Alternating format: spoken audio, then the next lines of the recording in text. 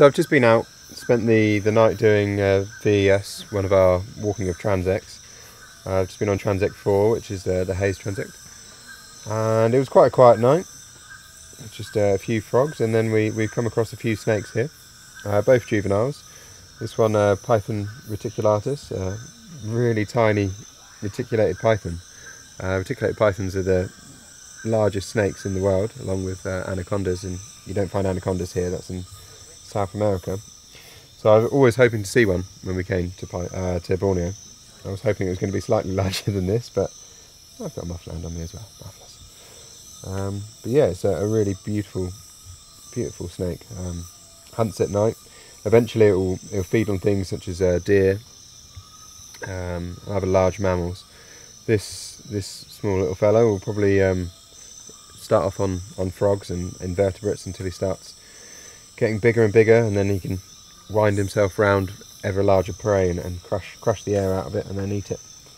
What we'll do is we'll put him in this bag here,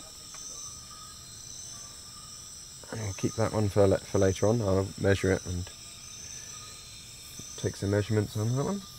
We can have a look at the other one we've caught, which is a spotted keelback snake,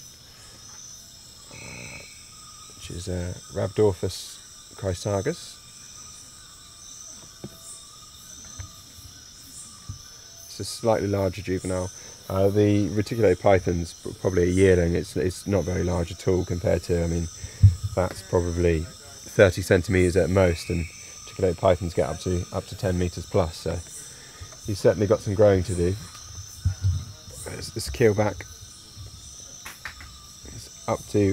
grows up to about a metre. This one's about 40 centimetres odd. There he is.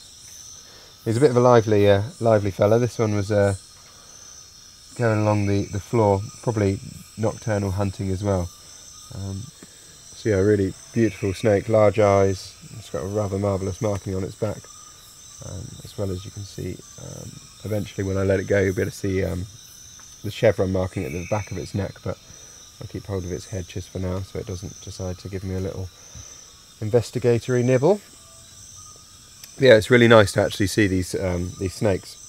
You know, we've been seeing a lot of frogs for the last few weeks and the occasional lizard, but most of the time I just get one of the guides or one of the other scientists sort of saying there's a snake about, and then I get a little rough description, which is really hard to kind of get a species to. So it's nice to actually get some in hand.